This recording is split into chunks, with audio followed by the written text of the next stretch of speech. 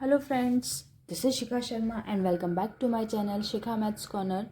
तो कैसे हैं आप लोग? आई होप सो आप सब लोग बहुत अच्छे होंगे। मैं भी ठीक हूँ।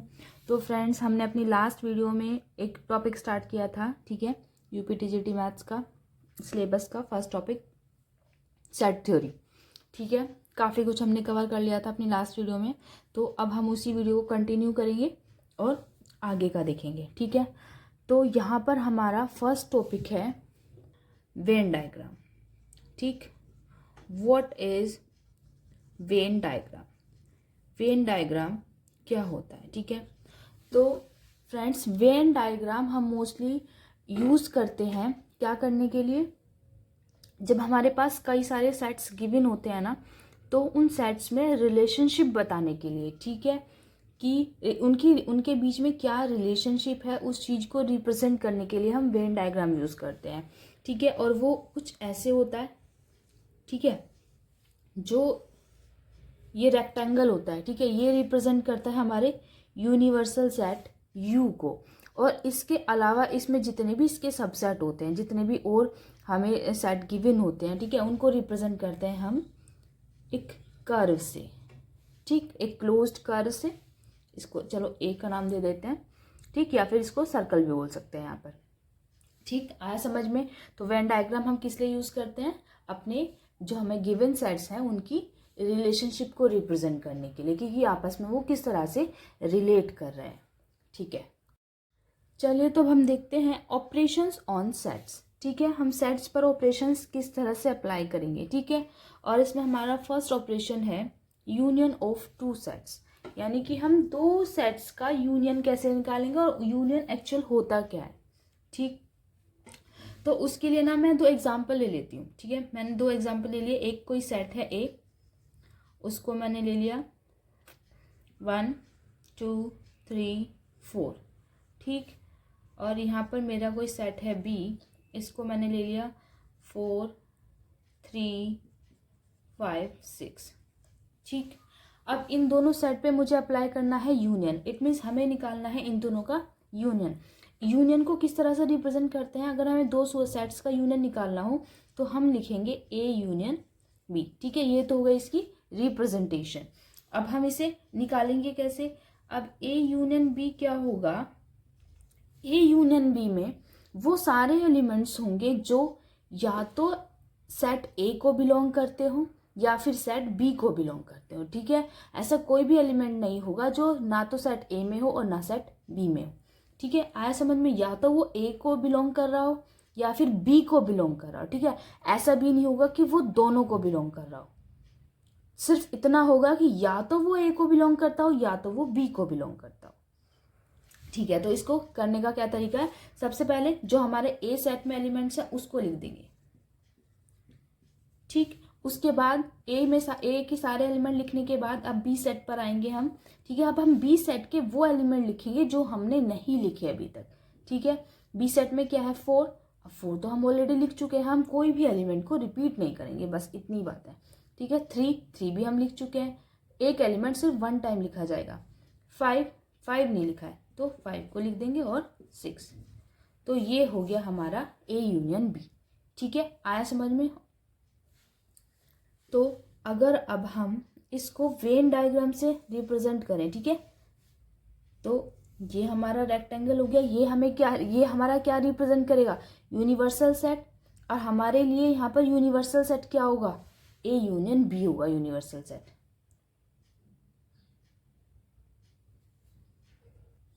ठीक है फ्रेंड्स। तो अब यहाँ पर हम देखते हैं इसका वेन डायग्राम से हम इसे कैसे रिप्रेजेंट करेंगे ए यूनियन बी को। तो पहले दो सेट्स बना लेते हैं, ए और दूसरा हमारा बी, ठीक है। ये ए सेट, ये बी सेट। और हमारा ए यूनियन बी क्या रिप्रेजेंट करता है? ए यूनियन बी के अंदर वो सारे एलिमेंट हैं जो ए के अंदर भी हैं, बी के अंदर भी हैं। तो हमारा ए यूनियन बी है वो पूरा का पूरा ए और पूरा का पूरा बी रिप्रेजेंट करता है, ठीक है। इसमें ए भी पूरा आ जाएगा और बी भी पूरा आ जाएगा। आपको समझ में? ये हो गया हमारी रिप्रेजेंटेशन वेन डायग्राम से। और अगर हम नॉर्मली निकालेंगे ए यूनियन बी तो वो हो जाएगा हमारा ये। और इसके अंदर कौन से एलिमेंट्स होंगे? वो एलिमेंट्स या तो वो ए सेट ए को बिलोंग करते हो या फिर वो सेट बी को बिलोंग करते हो। ठीक, आया समझ में। अब दूसरे ऑपरेशन पर चलते हैं। तो फ्रेंड्स हमारा दूसरा ऑपरेशन क्या है, इंटरसेक्शन ऑफ टू सेट्स। ठीक है, दो सेट्स का इंटरसेक्शन। सबसे पहले मैं इसकी नोटेशन बता देती हूँ। इसको किससे डिनोट करते हैं, उल्टे यू से। ठीक है, अगर मान लिया मेरे पास दो यहाँ पर सेट्स हैं, एक मैंने मान लिया 1 2 3 4, ठीक, दूसरा सेट हमारे पास बी आ गया 3 4 5 और 6, ठीक, वही ले लिए जो हमने यूनियन वाले में लिए थे। तो इनका इंटरसेक्शन क्या हो जाएगा, इसको हम कैसे डिनोट करेंगे, ए इंटरसेक्शन बी। ये सिंबल हो गया इंटरसेक्शन का उल्टा यू। ठीक, तो ये क्या हो जाएगा, इंटरसेक्शन में हम क्या करते हैं, इंटरसेक्शन में हम वो एलिमेंट लेते हैं, यानी कि ए इंटरसेक्शन बी अगर हम निकालें तो ए इंटरसेक्शन बी के अंदर हमारे पास वो एलिमेंट आएंगे जो सेट ए में भी हो और सेट बी में भी हो, मतलब जो कॉमन एलिमेंट्स होंगे दोनों के, वो एलिमेंट आएंगे। अब 1 इसमें तो नहीं है बी में, तो 1 तो नहीं आएगा। 2 इसमें भी नहीं है। 3 इसमें भी है और 3 इसमें भी है, तो यानी कि ये आ जाएगा हमारे इंटरसेक्शन में। ऐसे ही 4 इसके पास भी है, इसके पास भी है, तो ये यहाँ पर 4 भी आ जाएगा। तो ये आ गया हमारा ए इंटरसेक्शन बी। ठीक, अगर हम इसे वेन डायग्राम से देखें तो ये कैसे होगी इसकी रिलेशनशिप, ये हो जाएगा ए मेरे पास कोई सेट, ठीक, और ये मेरे पास हो गया बी सेट। अब इन दोनों का कॉमन एरिया क्या है, यही एरिया तो कॉमन है। ठीक है, तो ये रिप्रेजेंट करेगा हमारा ए इंटरसेक्शन बी को। ठीक, अगर हम यहाँ पर इसकी सेट बिल्डर फॉर्म में हम लिखना चाहें तो ए इंटरसेक्शन बी क्या हो जाएगा, ए इंटरसेक्शन बी हो जाएगा x रेशो x। ठीक, x ratio x such that x is the element of A, ठीक, and x is the element of B, है ना। and मतलब और x A का भी एलिमेंट हो और x B का भी एलिमेंट हो। और अगर हम यूनियन वाली फॉर्म को लिखें, A यूनियन B को लिखें हम अगर इसमें सेट बिल्डर फॉर्म में, तो ये क्या हो जाएगा, ये हो जाएगा x रेशो x, ठीक, सच that x is the element of A, और यहां पर आ जाएगा और x is the element of B, मतलब या तो x A का एलिमेंट हो या फिर x B का एलिमेंट हो। और इसमें आ जाता है इंटरसेक्शन में हमारा एंड। ठीक है, इसकी वेन डायग्राम हमारी जो यूनियन वाली होती है वो क्या होती है, वो इस तरह से होगी ए बी, ठीक, ये पूरा पार्ट इसका और ये पूरा पार्ट इसका, ये हो जाएगा ए यूनियन बी। आया आप लोग को समझ में, ये वेन डायग्राम से हो गया दोनों, और ये नॉर्मली हमारी रोस्टर फॉर्म हो गई और ये हो गई सेट बिल्डर फॉर्म। ठीक, चलिए आगे बढ़ते हैं। तो फ्रेंड्स चलिए अब देखते हैं डिसजॉइंट ऑफ टू सेट्स।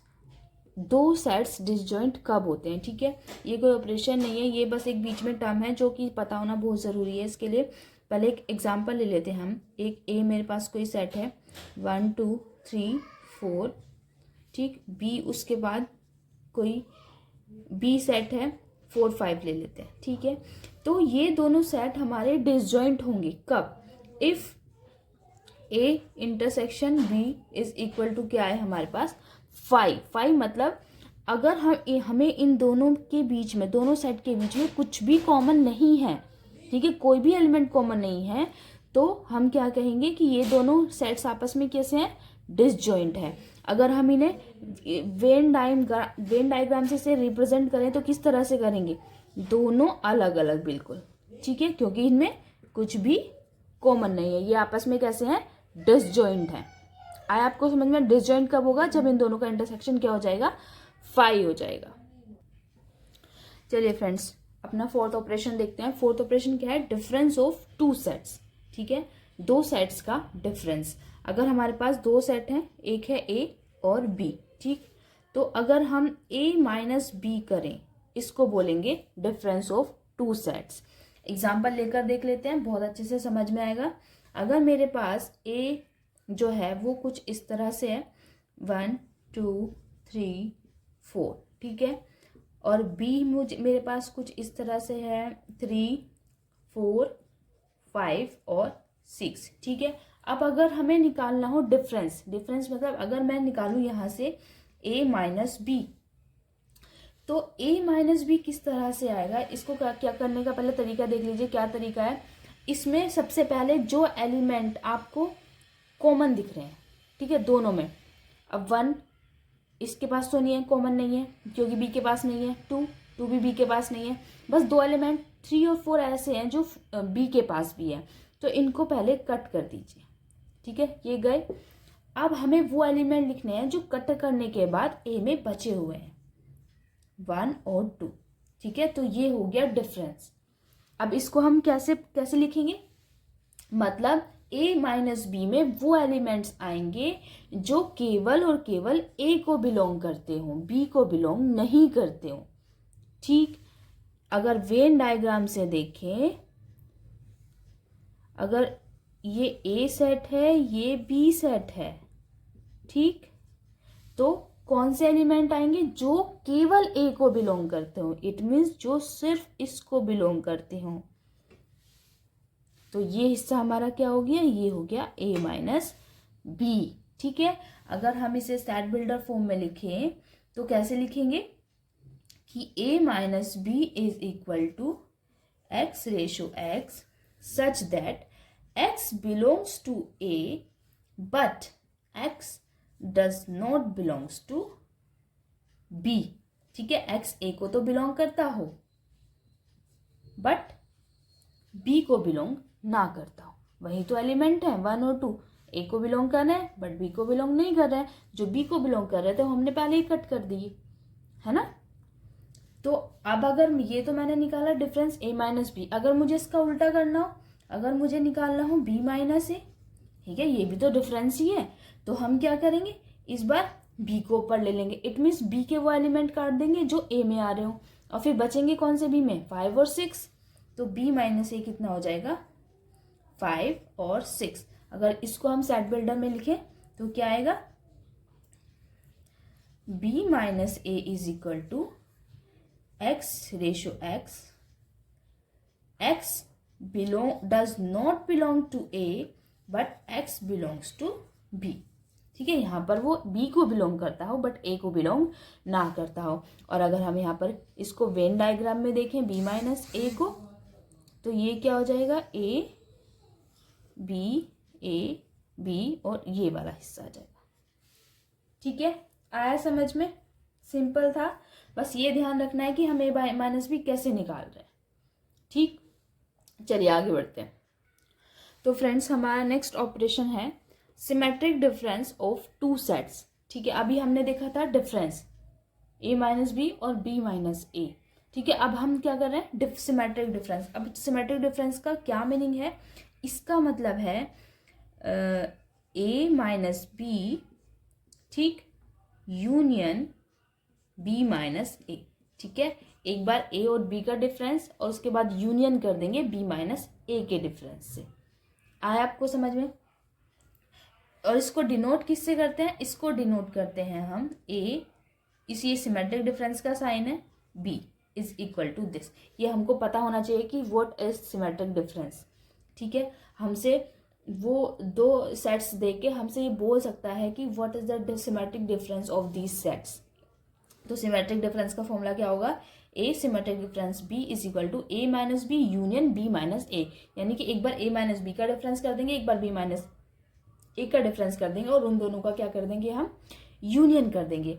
अगर हम इसे वेन डायग्राम से देखें, ठीक है, तो अभी हमने जब लास्ट किया था ये कोई सेट a था, ये b था, ठीक है, जब हमने a और ये b, जब हमने a माइनस बी किया तो हमारा ये वाला हिस्सा आया था, है ना, ये a माइनस बी था, जब हमने b माइनस किया, b माइनस ए किया तो हमारा ये वाला हिस्सा आया था, है ना, b माइनस ए, और अब हमें क्या करना है, इनका यूनियन, ठीक, तो इसमें क्या आ जाएगा, ये पूरा हिस्सा आ जाएगा सिर्फ कॉमन वाले टर्म को छोड़कर, ठीक है, ये a माइनस बी, ये b माइनस ए और ये पूरा इनका यूनियन, तो ये तो हो गया किसका, वेन डायग्राम से, ठीक है। बिल्डर फॉर्म में लिखें तो कैसे लिखेंगे, a symmetric difference b is equal to curly brackets x ratio x such that कि x does not belongs to a intersection b, यानी कि x एक ऐसा एलिमेंट है जो a इंटरसेक्शन b को बिलोंग्स नहीं करता। तो आप देख ही रहे होंगे कि हमने यहाँ पर ये वाला पार्ट नहीं लिया है जो a और b के इंटरसेक्शन का कॉमन पार्ट था। ठीक है, आया आपको अच्छे से समझ में? चलिए फिर आगे बढ़ते हैं। तो फ्रेंड्स हमारा लास्ट ऑपरेशन है कॉम्प्लीमेंट ऑफ अ सेट। ठीक है, तो किसी सेट का कॉम्प्लीमेंट हम कैसे निकालेंगे? अब इसको ना सबसे पहले वेन डायग्राम से समझते हैं। मैं जब से भी वेन डायग्राम बना रही हूँ तब से एक चीज़ बोल रही हूँ कि ये जो रेक्टेंगल है ये हमारा रिप्रेजेंट करता है किसको? Universal set. यूनिवर्सल सेट मतलब यू को। ठीक है, यहीं पर हमारा कॉम्प्लीमेंट का यूज़ होगा, सॉरी कॉम्प्लीमेंट में ही हमारा यूनिवर्सल सेट यू का यूज़ होगा। ठीक है, तो अगर हमें निकालना हो कॉम्प्लीमेंट किसी सेट का, मान लिया मेरे पास कोई सेट ए है, हमें इसका निकालना है कॉम्प्लीमेंट।